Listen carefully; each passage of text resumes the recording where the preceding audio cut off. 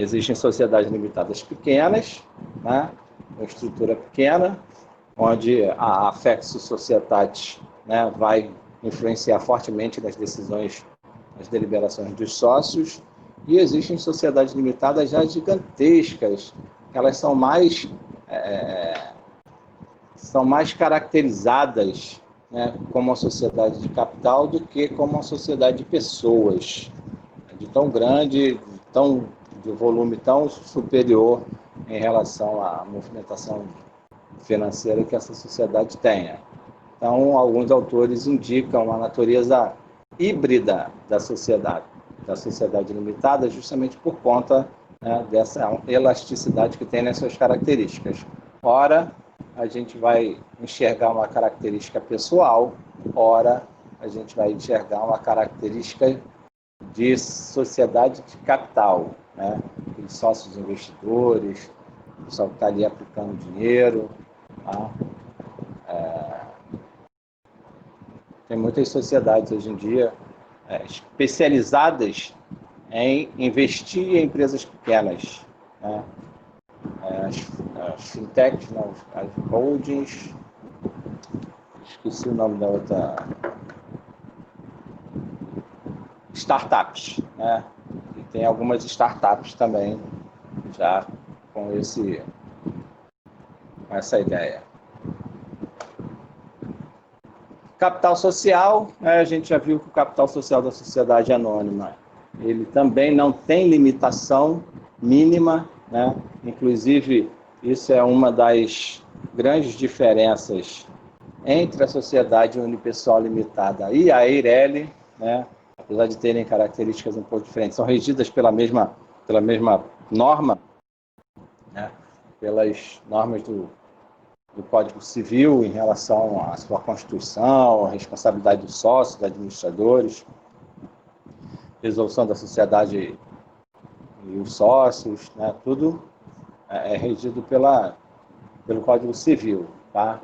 Mas a sociedade unipessoal limitada, ela trouxe algumas facilidades que a EIRELI não tinha, né? E uma delas é justamente o seu capital social, né? O capital social de uma EIRELI minimamente tem que ser 100 salários mínimos vigentes no país, na sua Constituição, e a sociedade limitada unipessoal não precisa de nada disso, não tem valor mínimo de capital social, né?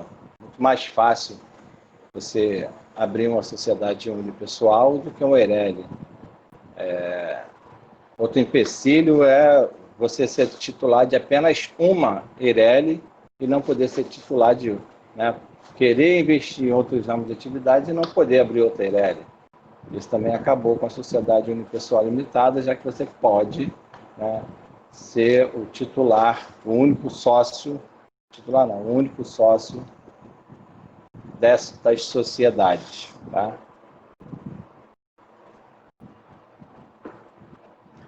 Eu acho que eu estou falando rápido demais. Capital social é dividido em cotas, né? Por isso, da característica dos sócios em serem chamados de cotistas, né? Porque o capital social é dividido em cotas. A lei também não exige, como na EIRELI, a sociedade unipessoal limitada não tem a exigência de você estar com capital completamente integralizado na sua Constituição, tá? Que é um dos requisitos, um dos benefícios da sociedade limitada, é você poder integralizar o capital social da sociedade, após a sua Constituição, né? Não precisa estar 100% integralizado o capital, você pode ir integralizando aos poucos depois, tá? Admite a lei a realização do capital social por toda a classe de bens, os quais não estão sujeitos à obrigatória avaliação. Na sociedade limitada, e aí a gente vai comparar um pouquinho com essa sociedade anônima, quem faz a avaliação dos bens, né, são os próprios sócios que estão constituindo a sociedade, tá? Então, essa avaliação ela é dada pelo dono do bem, tá? E sendo aceita por todos os outros, todos os sócios ficam responsáveis solidariamente, tá? Pela avaliação do bem que foi dado, tá? Para integralização do capital social desta sociedade. Tá? Então, todos os sócios respondem por essa avaliação. Tá? E eles ficam responsáveis por essa avaliação por um período de 5 anos após a constituição da sociedade.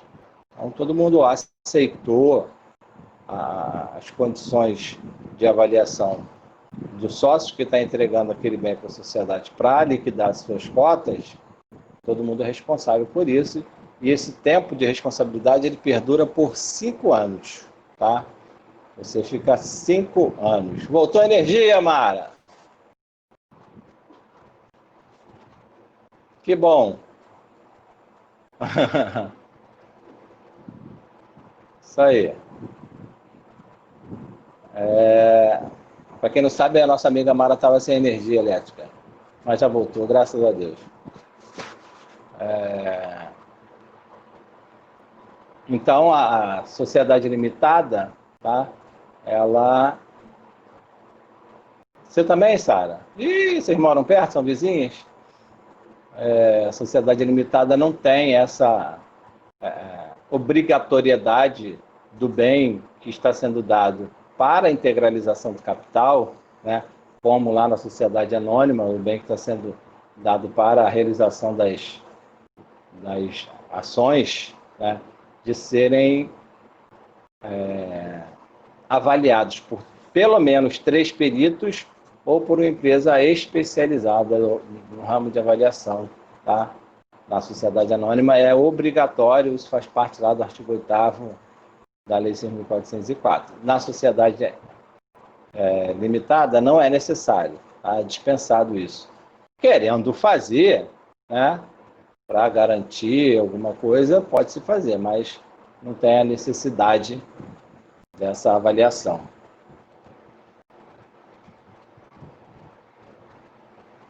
Se porventura, né, a integralização dessas cotas for mediante a incorporação de um bem imóvel, tá? Essa incorporação ela pode ser feita por instrumento público, tá?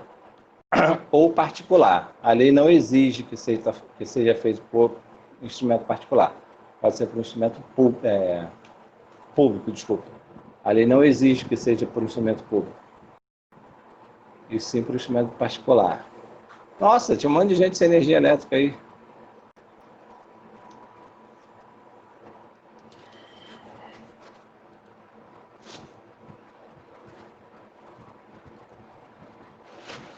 Vocês estavam tudo apagadinho então, né? Por isso que vocês demoraram a entrar na aula. Todo mundo apagado.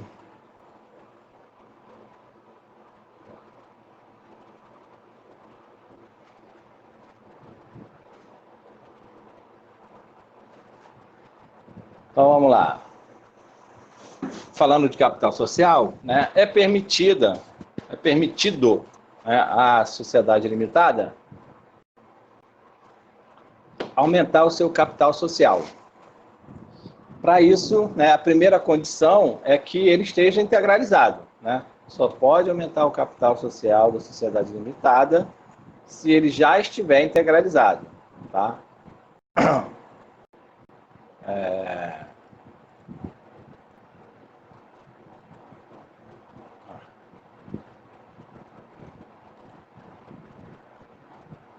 Isso está lá no artigo 1081. Eu ia abrir o artigo do Código Civil aqui, acabei esquecendo. Deixa eu abrir aqui o Código Civil, para a gente acompanhar algumas coisas direto na legislação.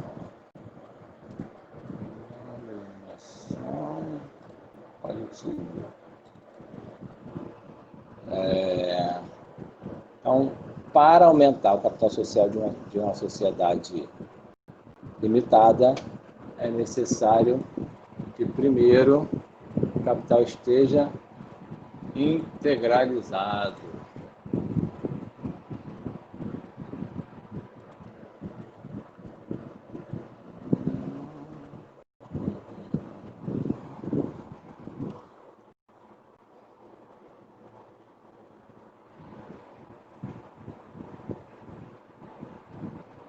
Passou direto. 1081, aumento e redução de capital social, ressalvado o disposto em lei especial, integralizado as cotas, pode o capital ser aumentado com correspondente modificação no contrato social. Então, só pode aumentar o capital social da sociedade limitada depois que ele for integralizado, tá? E fazer, claro, a correspondente modificação no contrato. Até 30 dias após a deliberação, terão os sócios preferência para participar do aumento na proporção de cotas que sejam titulares. Isso aqui é o direito de preferência de adquirir o mesmo percentual, tá, de cotas que você tem, né, antes do aumento, para o aumento. Então, se você tem 30% das cotas, você tem direito a 30% deste aumento ser transformado em cotas para a sua responsabilidade, tá? E assim por diante. Então, direito de preferência aqui, tá, do aumento de capital.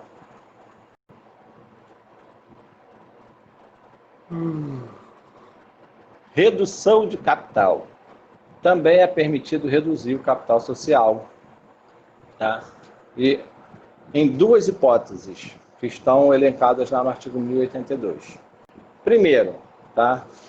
Depois de integralizado o capital social, se houver perdas irreparáveis. Então, o capital social da sociedade já está integralizado.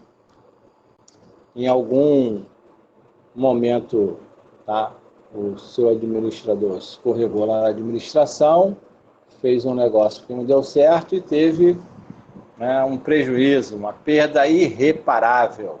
Tá? Então, esta é uma das opções de se diminuir o capital social da sociedade, tá? Se houver perdas irreparáveis. Aí o artigo 1083 fala assim, no caso do inciso 1, né, no caso de haver a redução do capital, depois de integralizado, por perdas irreparáveis, esta redução será realizada com diminuição proporcional do valor das cotas, né? Proporcionalmente vai reduzir o número de cotas dos sócios, e ela só vai se tornar efetiva a partir da averbação na junta comercial da ata da Assembleia que tenha aprovada a redução de capital.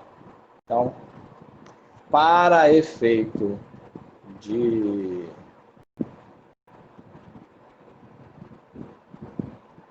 produzir efeitos, né, só será feita, tá, depois de averbado na junta comercial a ata da reunião de sócios ou da Assembleia que decidiu reduzir o capital social por conta dessas perdas irreparáveis. E a segunda hipótese é se o capital social se tornou excessivo, tá? Ele é muito maior do que a sociedade precisa para exercer as suas atividades. Então, pensou-se no primeiro momento no capital social, esse capital social acabou sendo exagerado demais, então ficou muito grande, não precisa disso tudo. Vamos devolver para os sócios, tá, o que lhe couber na divisão da sobra. Então, vai reduzir o capital social 50%. Então, dos 50%, cada um vai tirar o seu percentual. Claro que se esse capital já estiver integralizado, porque ele pode não estar integralizado e mesmo assim a sociedade perceber que ele é excessivo e resolver reduzir o capital social.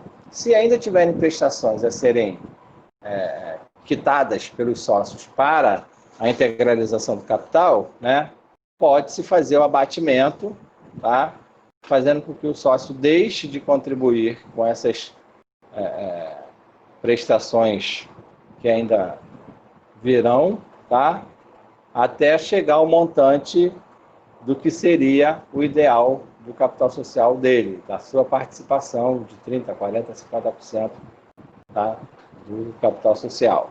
Aí é só fazer a análise matemática e pronto. Tá? No caso do capital ser excessivo, tá? A redução será feita restituindo-se parte do valor das cotas aos sócios, né? Devolvendo, principalmente se o capital já estiver integralizado, ou se não estiver integralizado, tá? E algum sócio estiver pagando prestações para integralizar esse capital social depois, é só fazer a soma do que ele já deu, né, com o que ele falta dar, para saber se ele vai ter direito a ressarcimento ou contribuir só com mais um pouquinho para poder fechar a sua parte da contribuição do capital social.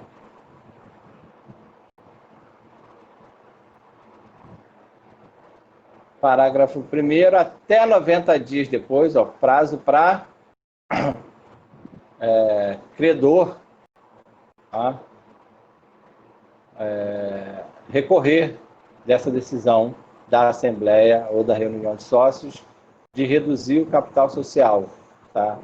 O credor pode se sentir prejudicado com essa redução e tem o prazo de 90 dias da data que publicar a decisão, tá?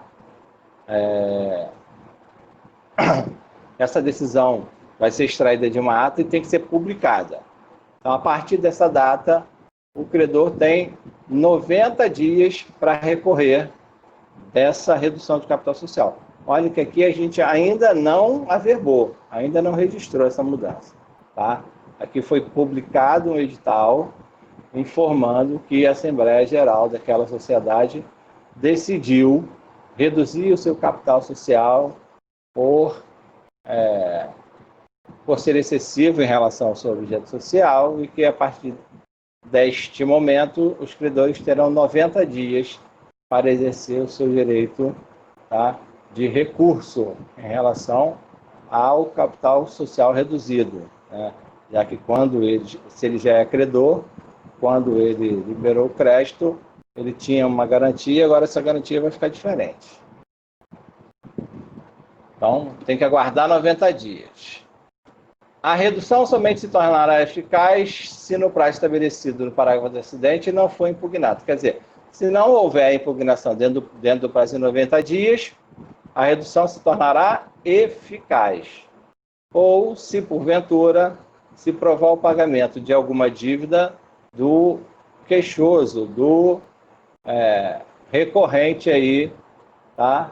Dessa decisão que reduziu o capital social. Então,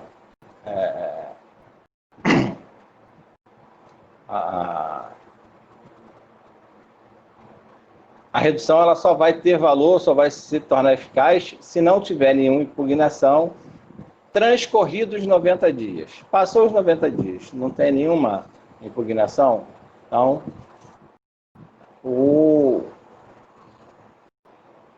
a redução do capital social ela vai começar a produzir, né, os seus efeitos estabelecidos pela decisão dos sócios. Tá?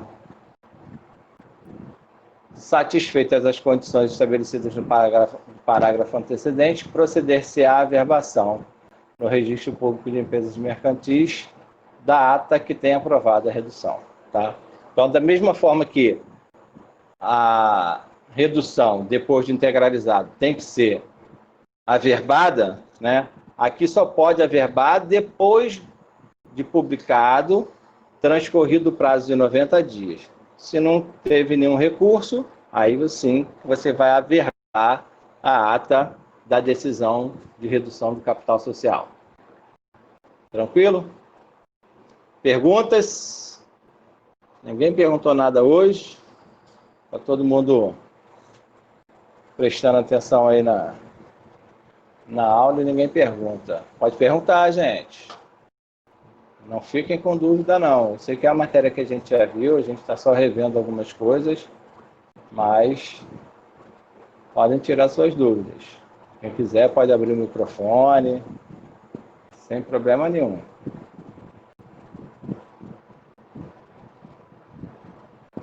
Aumento e redução do capital social.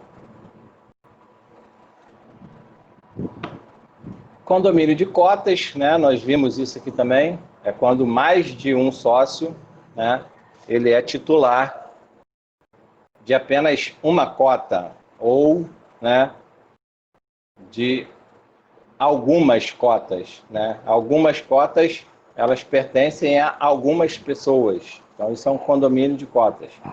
Tá? Eles podem ter uma ou mais cotas em condomínio. Então, não tem dono.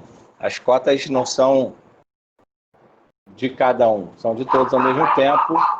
Ah, cachorro, você estava tão benzinho. Então, né, todos são donos, todos têm o mesmo direito.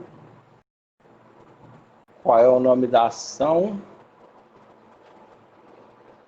que dá direito a voto?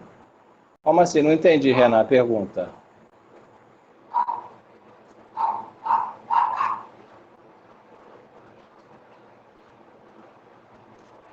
Dentro da sociedade anônima, qual o nome da ação que dá direito a voto? Ah, sim, sim, são as ações, ação papel que você fala, né?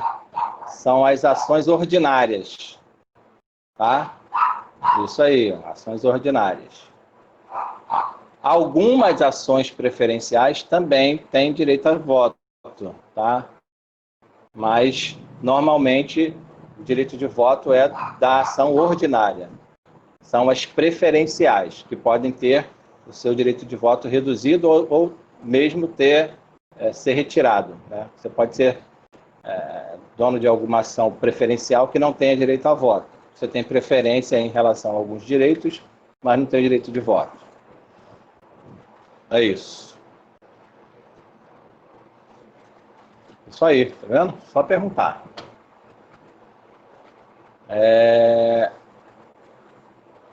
Mas foco o quê? Mas foco maior nos lucros. Também tem isso, né? As preferenciais recebem primeiro a distribuição de dividendos, tem algumas preferências, vamos colocar assim. Por isso são chamadas de preferenciais. Tá? Não conheço o mercado financeiro ainda não, mas hei de conhecer. A aquisição de cotas pela própria sociedade, né, o Código Civil veda a possibilidade da própria sociedade adquirir suas cotas, então isso não é permitido. Cessão de cotas, né? O sócio pode ceder suas cotas a quem ele quiser, né? Ele pode ceder para um outro sócio, para isso ele não precisa nem comunicar os outros sócios, tá? E ele pode ceder para terceiro, aí sim ele precisa, né, já que se trata de uma sociedade onde a affectio societatis predomina, então ele precisa aí informar os sócios do seu desejo de sair da sociedade e ceder suas cotas para outra pessoa, tá? Ou se for sócio mesmo da sociedade, não precisa. Mas se for um terceiro, aí sim ele vai ter essa necessidade de informar os outros sócios, tá?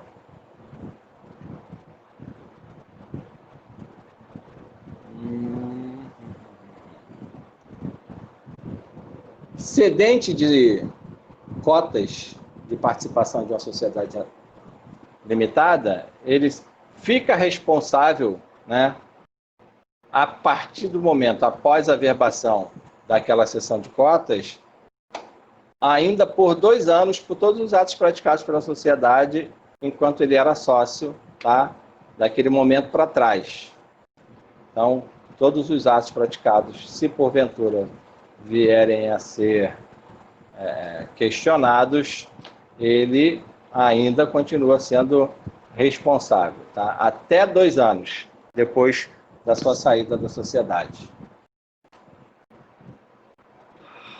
A sociedade limitada é administrada por uma ou mais pessoas designadas no contrato social ou em ato separado. Nós vimos uma questão controversa aqui, eu acho que nós chegamos a ver sim, que lá no artigo 1060, 1061, ele diz que a sociedade limitada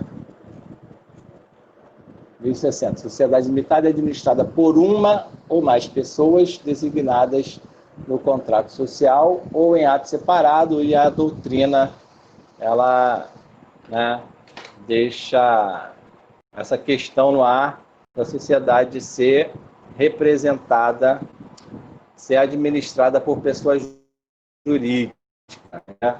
Os responsáveis dessa pessoa jurídica seriam as pessoas autorizadas a assinar, a ter a usar o nome empresarial, tá? Mas existe uma resolução da própria Junta Comercial, um enunciado, desculpa, da própria Junta Comercial do Rio de Janeiro, acho que é o enunciado 34, 36, coisa assim, que diz veementemente que a sociedade tem que ser administrada por uma pessoa natural, tá? Existe um enunciado também do CNJ, da Jornada de Direito Civil, não sei se da primeira, da terceira, também nesse sentido, que a sociedade limitada é administrada por pessoa natural, tá? O próprio código é que deixa essa abertura, mas que foi corrigida aí pelos enunciados, tanto da Junta Comercial quanto... Estou falando isso porque tem questão que cai em concurso, e para você acertar essa questão, você tem que saber quem é o examinador, tem que saber qual é a corrente que ele segue. Se é a corrente que proíbe, né, que assume os enunciados da Junta Comercial ou da Comissão da Justiça Federal, né, lá nas semanas destinadas para isso, ou se é um desses autores mais liberais que dizem que o Código não proíbe a administração da sociedade limitada por uma sociedade empresarial, por outra sociedade, por uma pessoa jurídica, tá?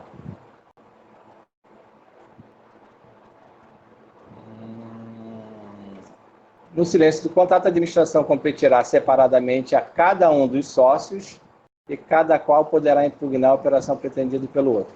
Isso aqui é norma subsidiária, tá? Da sociedade simples, porque o Código Civil não fala sobre isso, né? Não diz que a sociedade que for constituída sem designar o seu sócio, que a sociedade é administrada por cada um deles, tá? Isso é a norma subsidiária da sociedade simples. Foi trazido de lá. Então, no silêncio do contrato, a administração da sociedade competirá separadamente a cada um dos sócios, tá? Como é lá na sociedade simples.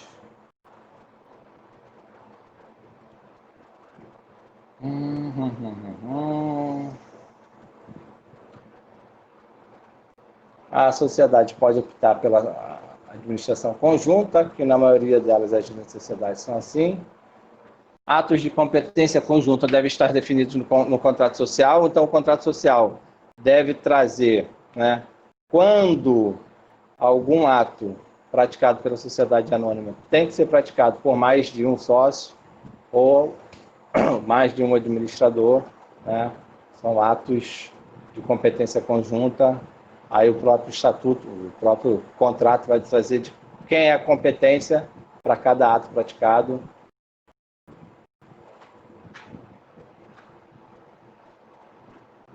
O sócio, né, que acabou de entrar na sociedade e a sociedade não tem um administrador específico.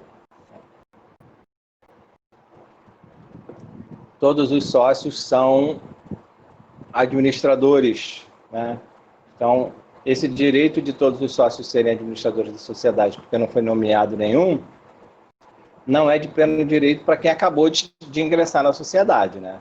A sociedade já existia, eu sou o sócio que acabei sendo aceito, então não vale para mim o que valia para os outros em relação à administração da sociedade, tá?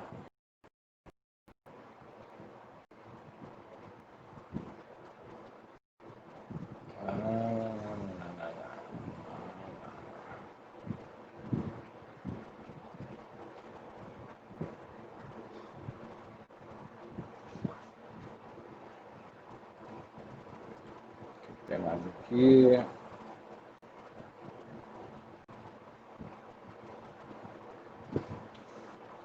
Quórum para... Tem uma pergunta nos exercícios lá em relação a isso. Quórum para eleição de administradores. Eleição e destituição. Então, para se eleger, para se nomear um administrador não sócio, né, aquele administrador que não é sócio, isso vai depender do capital estar ou não integralizado. Se o capital não estiver integralizado, tá, a deliberação tem que ser feita unanimemente por todos os sócios. Se o capital estiver integralizado, 2/3, né, desses votos, desses sócios, podem indicar, nomear um administrador, tá? Já para destituição, né, para tirar do cargo, o quórum é menor, né? Tem que ser maioria absoluta. Então, a maioria absoluta pode destituir, mas não pode colocar no cargo. Para colocar no cargo tem que ser quórum unânime. Para destituir, maioria absoluta. Isso está no artigo 1061. A designação de administradores não sócios dependerá da aprovação unânime dos sócios quando o capital estiver integralizado. E 2/3 após a integralização. Tá? Agora, para destituir, aí a gente vai lá no artigo 1076, que diz assim, ó. Ressalvado o disposto no 1061, as deliberações dos sócios serão tomadas pela maioria, pelos votos correspondentes a mais da metade do capital, nos casos previstos do inciso 2 e 3, 4 e 8 do artigo 1071, e o inciso 3 fala justamente da destituição, olha lá, artigo 1071, inciso 3, a destituição dos administradores. Então, para você designar o administrador, tá? Ou 2/3, se já tiver integralizado, ou unânime, se não tiver integralizado. Para destituir, ela não precisa desse número todo. Maioria absoluta já destitui, tá? Estou respondendo aí já a questão do exercício que está lá na plataforma.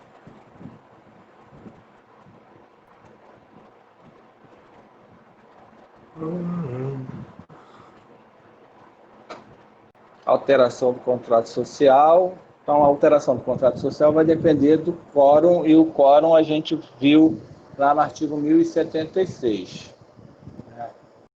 Para as deliberações, né, correspondente a votos de no mínimo 3/4 do capital, aí a gente vai no artigo.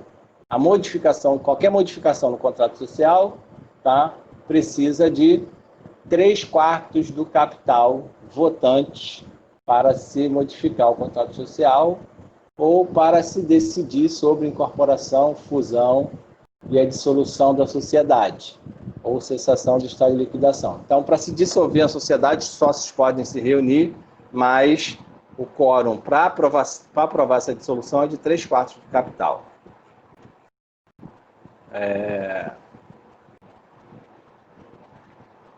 Votos correspondentes a mais da metade do capital, incisos 2, 3, 4 e 8. Então, a gente já viu a destituição, a designação de administradores, quando feito em ato separado. Felipe, eu estou vendo aqui o artigo 1071 aliado ao 1076, tá? O 1071 tem os assuntos e o 1076 tem os quórums de deliberação. Então, 1076, inciso 1, diz que os assuntos do inciso 5 e 6 do 1071 têm que ser resolvidos por 3/4 do capital. Então, 3/4 do capital... Não. 5 e 6, pode falar. É a alteração do contrato social, que você falou aí, o artigo, só para poder... 1071, inciso 5. Valeu, obrigado. Quórum de 3/4 do capital. Alteração do contrato social ou decisão em relação à incorporação, fusão ou dissolução da sociedade. Quórum mínimo de 3/4. Agora, mais da metade do capital. Inciso 2, 3, designação de administradores feito em ato separado. Então, a gente tem que prestar atenção. quando o administrador, né, for designado em ato separado, tá, eu preciso de pelo menos mais da metade do capital social, tá? Se este administrador for sócio. Porque se ele for não sócio, aí eu vou lá para a regra do 1061,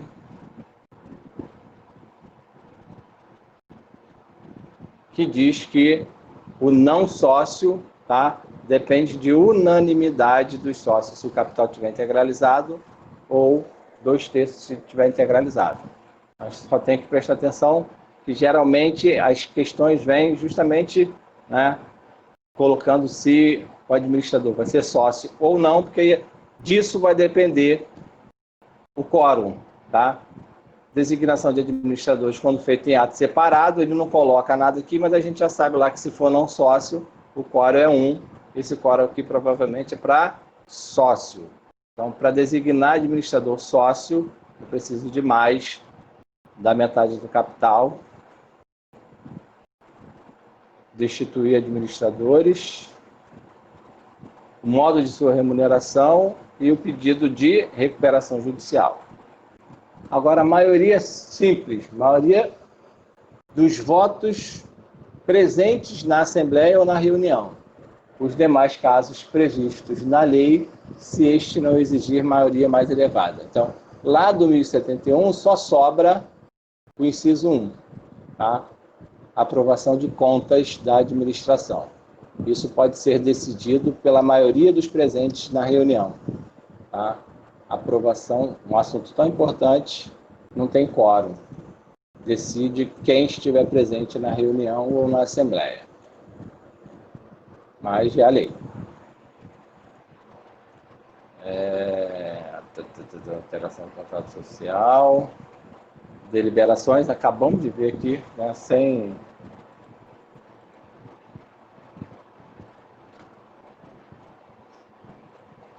Adentrando já aqui na matéria, a deliberação.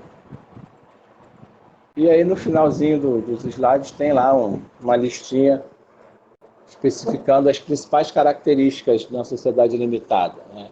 A divisão do seu capital social em cotas, a indivisibilidade e a infungibilidade das cotas, quer dizer, uma cota não pode ser dividida, né? Ela pode ter mais de um sócio, mas ela é uma cota só.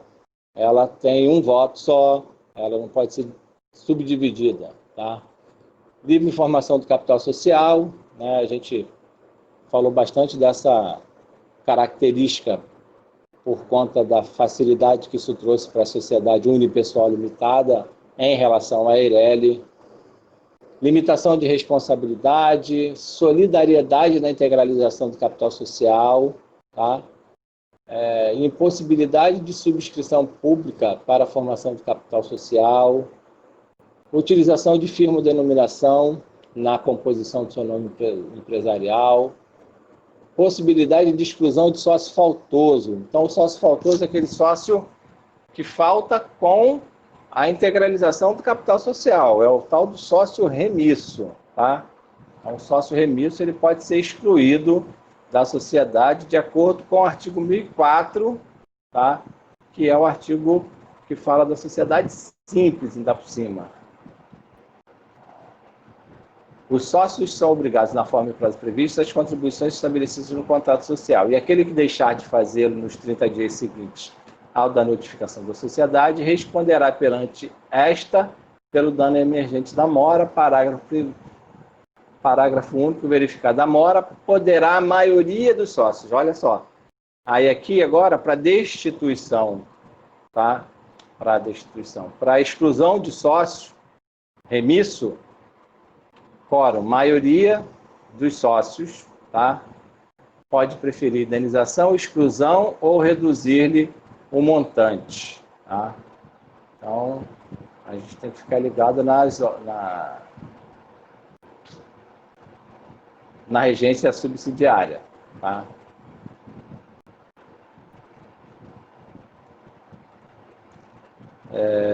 Decisões com base no princípio da maioria do capital, e a gente viu que algumas decisões dependem de 3/4, mas a maioria dos assuntos é por maioria de capital. própria para atividades civis e empresariais, admissibilidade de participação de incapazes, exceto na gerência. Então, quando a gente falou lá da capacidade dos sócios, né, pode influenciar aqui. E possibilidade de delegação do poder de gerência para não sócios, gerência delegada, tá? Isso também pode acontecer. E aí, minha gente? Perguntas? Vamos lá. O que vocês têm de dúvida aí em relação à sociedade limitada? Quinta-feira a gente fala das sociedades anônimas. Né? A gente deu uma palhinha aqui da sociedade unipessoal limitada. A gente viu que ela apareceu com a MP da Liberdade Econômica, já teve algumas alterações pelo departamento, pelo DEREI, né, em relação à sua Constituição, isso já é lei, tá? As facilidades que essa sociedade unipessoal trouxe para a abertura de novos empreendimentos por uma única pessoa, né? Não tem mais a necessidade daquele capital exagerado de 100 salários mínimos, né? Não tem a necessidade de integralizar o capital no ato da Constituição. Então, essa sociedade trouxe algumas facilidades em relação a Eireli, em relação ao empresário individual. O empresário individual tem responsabilidade limitada, aqui ele vai ter responsabilidade limitada. Lá é limitado e aqui é limitado.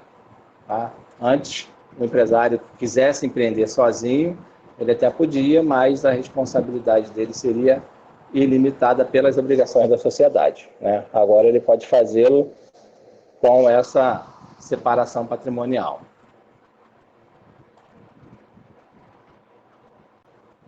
E aí, estou aberto a perguntas. Estou aberto a perguntas. O que vocês acharam da revisão? Foi muito corrida? Foi igual aquela mulher do... Lembrei lá da mulher daquele site. Não sei se acho que foi para vocês que eu coloquei da Defensoria Pública. A mulher fala, parece que está metralhando a matéria em cima da gente. E aí, como é que estamos? Ninguém? Nenhuma pergunta? Vocês estão muito espertos, gente. Vocês não querem perguntar nada porque estão sabendo de tudo.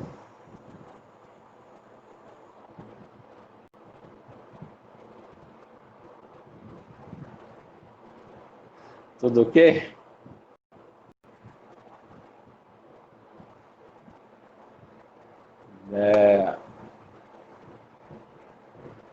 Eu não conferi, mas eu acho que tem um exercício que já passou a data da entrega e tem um que a entrega vai ser na próxima quinta-feira. É um assunto muito detalhado, eu preciso ler a doutrina sobre esse assunto. É tudo que a gente viu, né, da primeira prova para cá. Realmente é um conteúdo bem extenso, né, com bastante... Quem gosta de ler, quem gosta de ler aqueles autores que são prolixos, né, que escrevem tudo a respeito sobre aquele assunto, não resume,